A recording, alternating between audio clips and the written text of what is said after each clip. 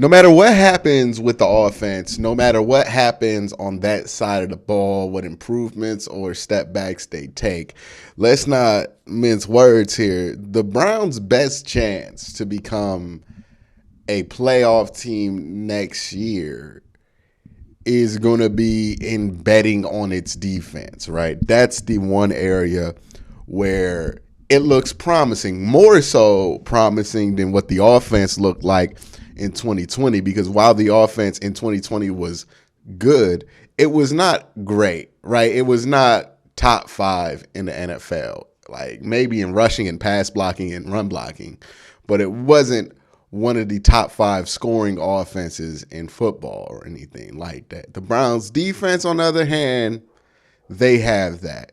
The Browns defense has franchise players. The Browns offense, I don't know if you count running backs as franchise players, but really just didn't have that many franchise level players, right? When I say that, I mean like great players, like the best players in their position group. Myles Garrett is in the conversation with TJ Watt and Aaron Donald as one of the best pass rushers in football, one of the best defensive players in football. The Browns offense had nothing like that, right? Denzel Ward is always in the conversation for one of the best corners in football.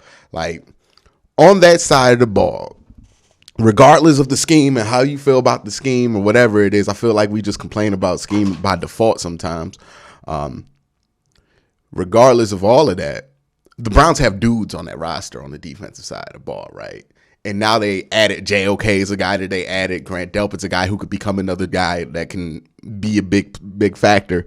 And what I wanted to talk about today is what would be necessary for the Cleveland Browns in 2020. How good does that defense have to be for the Browns to be able to get to the playoffs if they get a net neutral performance from the offense, right? That offense is smack dab 18th to 15th in the league. What is it going to require out of the defense? Who's going to have to step up and become a even bigger playmaker, right? So that's what I'm going to do. We're going to go through the entire defense and talk about where they need upgrades to get to that point and what players need to have better years. We're going to start with the face of the franchise, Myles Garrett. Myles, honestly, he's really good, right? Like, I don't want to say he needs to improve. He's really good. The only thing with Myles is that I just want to see him finish a season as strong as he can start a season, right? And this is only a criticism because he's insanely good, right? Like, most guys can't get to 16 sacks in 14 games like Myles can and has done. But when you do get to 16 sacks in 14 games, in your last 3 games you don't, people are going to look at you funny, right? And I think that's just what Myles needs to do. He doesn't need to have like 8 sacks at the end of the year or anything like that. But he does need to have consistent production throughout the whole year, right? He can be a little streaky in that. Now, a lot of that, to be honest with you, has to do with injuries, right? The reason he fiddles out at the end of the year is because of injuries. And not necessarily his own injuries. It's just the injuries that pile up on the defensive line. Because when Myles is out there with 2 other people on the defensive line that can hold their own and command their own respect, he's going to eat. Because you can only do but so much to Myles Garrett, right? You can only put 2 people on Myles Garrett if that's what you want to do. And that's only going to get you but so far. But when those guys are hurt, right? When Clowney can't play a game, when McDowell didn't play a game here and there at the end of the year, that really hurt Myles because now they can put 3 in a rotating and chip him and everything else and do all of the antics to stop Myles Garrett that they want to, because that's the only guy they got to focus on. So I think that has a lot to do with it, why he fizzles out, because if you look at the end of the year, his defensive lines have not been healthy at the end of the year. And that has a ton to do with it. And he's Myles Garrett. Like, everybody's going to come in there with a game plan for him because he's one of those players. So he doesn't really have to do much. Just Really, the Browns got to do a better job of giving him more depth so he doesn't end up in those situations as frequently as he has. So let's talk about D tackle real quick. D tackle's the one hole on this team, right? They have Tommy Togiai and Jordan Elliott. I don't believe that is sufficient, but the good news is I feel like there are a couple of prospects, a handful of prospects that you can get in the second and third round that will fill that hole and be really good players, right? I've talked at length about Perion Winfrey, Haskell Garrett, somebody you can get later because he's older, Travis Jones, Logan Hall. You have a litany of guys in that second to third round range, day 2 range that you would be excited to get, and you feel like they could fill that void at defensive tackle. You might even be able to get a Perion Winfrey at 44 and then slide back with either your comp third or your 4th or 5th and get a Haskell Garrett or Travis Jones or Logan. Well, Logan Hall ain't going to be there in the third, but you can slide back and get one of those guys and really attack that weakness, right? If you get, let's say my dream scenario happens. They get Perion Winfrey, right? You get a dude like that who can win one-on-one, who's going to force a double team. You put him next to Myles Garrett, you can see the conniption that offensive lines are going to be in, right? We got 3 people. We need to put 2 on 1, but both of these guys in front of us need to stop. So now you're going to end up in a situation where maybe they put a guard in the center on Perion and they try to get away with a tackle and a tight end on Myles Garrett, or they just go straight up with Perion, let the guard play over him, get the center play over him, and then have the guard and the tackle work on Myles, and then live with, if Perion gets through, we just want to live with the running back trying to do something, right? Either way, you're getting an advantage. So that's something that would be helpful to his defensive line. Like one player, maybe 2, right? If you can get that added depth and get somebody who could just hold space really well, like a Travis Jones on the other side of Perion, so you can then have more conniptions there, and then you bring back a Jadeveon or get something equivalent in free agency to that. All of a sudden you see the problems that defensive line is going to create, because if you have 3 guys on the defensive line in a 4-3 that require 2 people to block each in order for you to feel safe, you know what the problem is, right? It's only 5 offensive linemen and a tight end, and it's 4 people. So you essentially have what is, because of your talent at the position, a 7-on-5 mismatch, right? Like, that's what you have with only 4 down linemen. Let's not even talk about adding in JOK blitzing, because he's really good at it, or Troy Hill blitzing. You see how creating pressure all of a sudden with that kind of personnel would make everybody's life so much easier and open things up and really just terrify teams, because then you have a front that can stop the run with 5 people in the box. You could get after the quarterback with 5 people in the box. And when you are at that point, and the Browns are very close to being at that point, to where 5 people in the box is all you need to stop the run or get to the quarterback, you're going to win a lot of football games. I don't care how mediocre that offense is. You're going to win a lot of football games. And the Browns are close to that. They have the hard parts, right? The hard part is getting a Myles Garrett on your roster, right? That's hard, right? Getting a Myles Garrett, getting a JOK. They got the hard part done. Everything else is a little bit easier, right? Finding somebody to play opposite of Myles is a little bit easier than drafting Myles Garrett. Finding people to play inside with Myles is easier than, having to find a rover like JOK. Now let's talk about linebackers real quick. I think they're fine where they're at right now, to be honest. I think JOK, he's going to be the will. Maybe they move in the middle. I think it's kind of a waste to have him at middle. I would have him at will, or put him on the other side and just let him be a part of that 5-man stack. And then you could have Taki opposite of him, and put Jacob Phillips in the middle and let him run with these tight ends, because he can do it and he's fine at it. I think that's fine. I think they have enough experience playing. I think Taki's at the point to where now he has played enough to where he could be a vet out there and be trusted.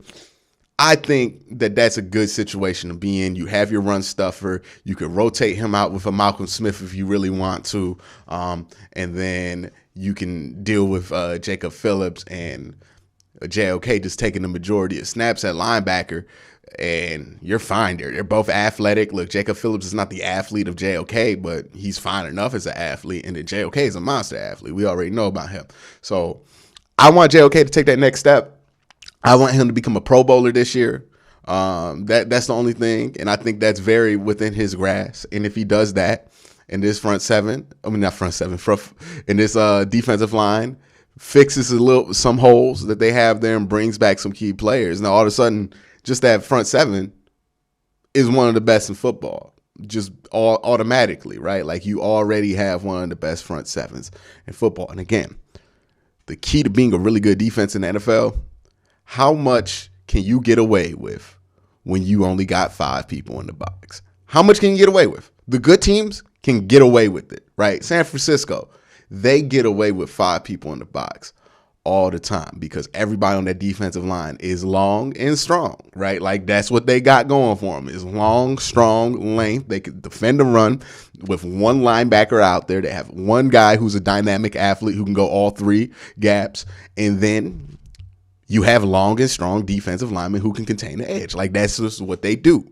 You can get away with it. I mean, we've seen Jimmy Garoppolo almost make a Super Bowl this year, and no offense to Jimmy Garoppolo, but he's not very good at football. That's going to be offensive to Jimmy Garoppolo and his fans, but that is what it is. He's not very good at football, and they still got to the NFC Championship game. Now it's a little bit different of story in the AFC, but the same tenement stands. If you can get away with 5 people in the box, you're going to be a very good football team because teams aren't going to be able to throw on you no matter how bad your corners are.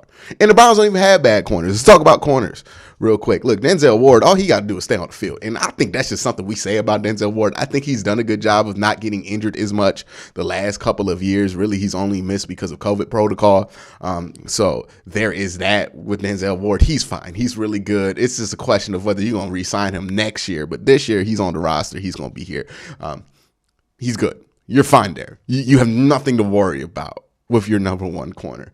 Greg Newsome, nothing to worry about as your number 2 corner. If he has another season like he did last year, if what he did last year ends up being who he is, it's fine.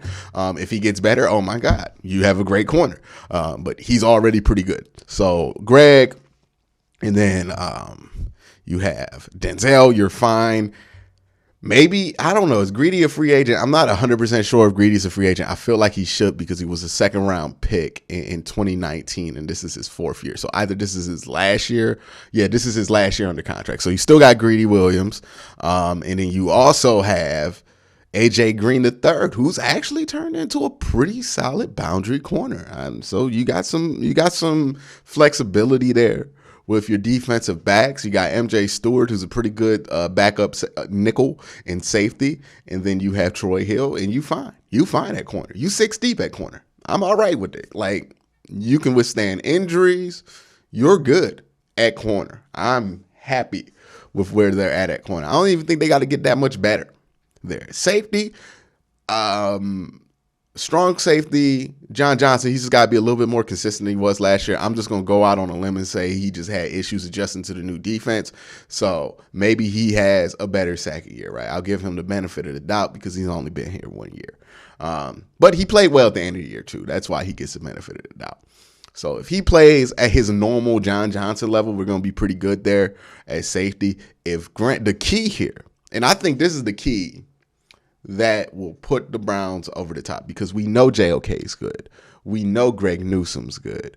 We know Denzel Ward is good. We know that Myles Garrett is excellent. We know these things about the Cleveland Browns, right? So that's not going to be the tipping point if they take a step.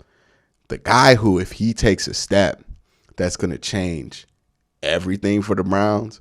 And then you can start putting him in the conversation of best defense in football if he starts to play to his potential, is Grant Delpit, because he does have that free safety ability to lurk around the field, that ball hawk ability, and that speed to get from point A and point B to shut down anything that gets over the top. If you look at some of the Browns' issues last year when it came to the secondary, it was all deep balls, right? They got beat over the top a lot.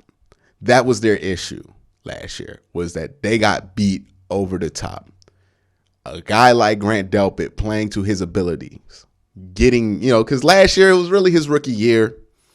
I know he got drafted in 2020, but he didn't have a rookie year because he tore his Achilles. He was getting back from Achilles injury, and it was really his rookie year. So it was up and down, but the flashes were there.